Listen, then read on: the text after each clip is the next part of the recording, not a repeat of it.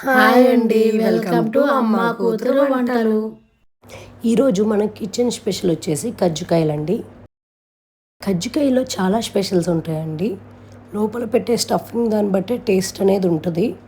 ఈరోజు నేను ఈ వీడియోలో మీకు అంతా క్లియర్గా అందరికీ నచ్చేలాగా ఎలా చేసుకోవాలో చెప్తానండి. మీరు కూడా టేస్టీగా క్రిస్పీగా చేసుకోవాలంటే ఈ వీడియో ఎండ్ దాకా చూడండి.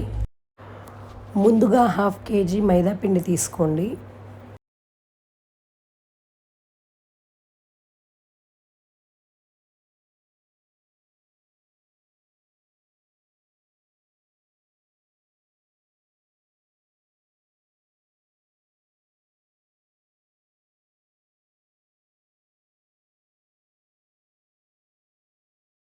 హాఫ్ కేజీ మైదా పిండిలో ఒక 2 టేబుల్ స్పూన్స్ శనగపిండి తీసుకోండి ఆ ఫ్లేవర్ కోసం. అండ్ 1 టేబుల్ స్పూన్ రవ్వ తీసుకోండి, ఉప్మా రవ్వ తీసుకున్నాను నేను ఇక్కడ. మొత్తం మిక్స్ చేసుకున్న తర్వాత వేడివేడి ఆయిల్ కానీ వేడివేడి నెయ్యి కానీ పోయండి. నేనైతే ఇక్కడ ఆయిల్ తీసుకున్నానండి.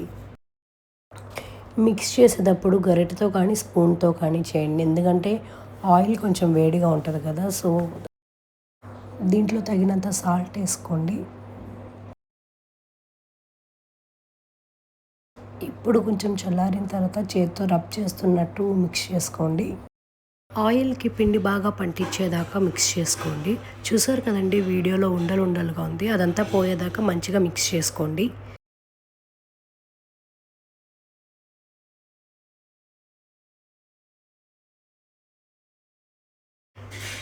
ఇందులోకి కొంచెం కొంచెంగా వాటర్ తీసుకుని పిండి ముద్దలాగా చేసుకోవాలండి. మనకి పిండి అనేది మరీ సాఫ్ట్గా ఉండకూడదండి, కొంచెం సెమీ సాఫ్ట్ ఉంటే సరిపోతుందండి.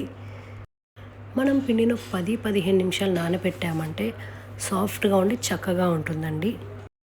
వీడియోలో చూపిస్తున్నట్టు టైట్గానే పిండిని కొంచెం కలుపుకోండి.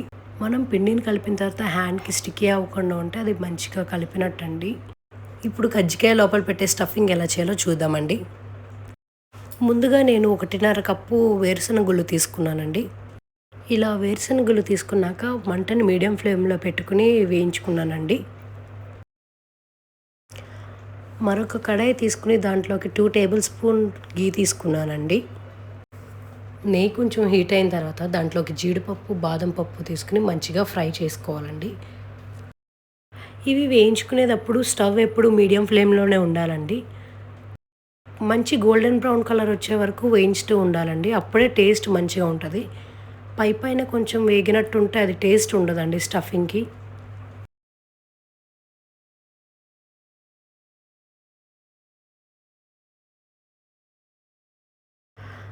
అదే బాండీలో జీడిపప్పు, బాదం పప్పు తీసిన తర్వాత దాంట్లోనే నెయ్యి వేసుకుని, నెయ్యి కొంచెం హీట్ అయిన తర్వాత దాంట్లోకి 1.5 కప్పు ఉప్మా రవ్వ తీసుకున్నామండి.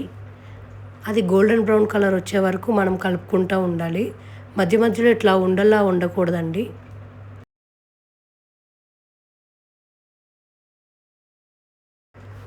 చూశారు కదండి, ఉప్మా రవ్వ ఈ కలర్ వచ్చే వరకు వేయించుకోవాలండి.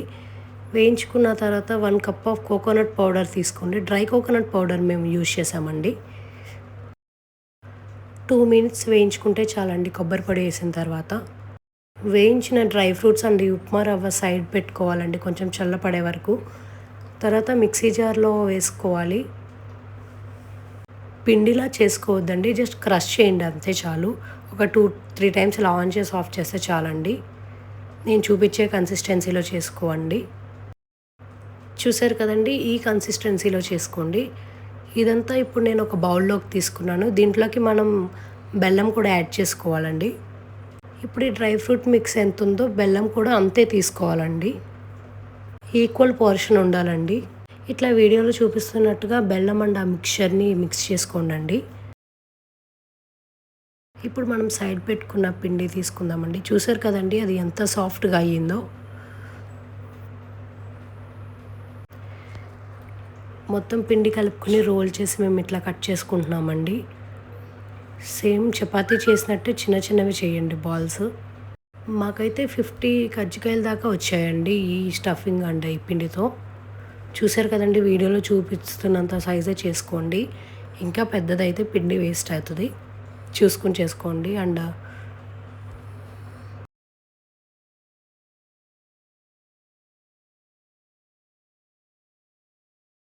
నేను ఒక కజ్జికాయకి వచ్చి 1.5 స్పూన్ స్టఫ్ తీసుకుంటున్నానండి.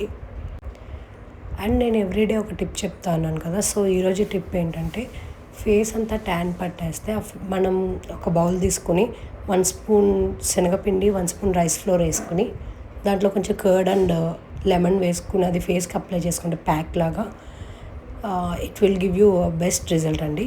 ఒకసారి ట్రై చేయండి. ట్రై చేసి ఎట్లా ఉందో కామెంట్ చేయండి.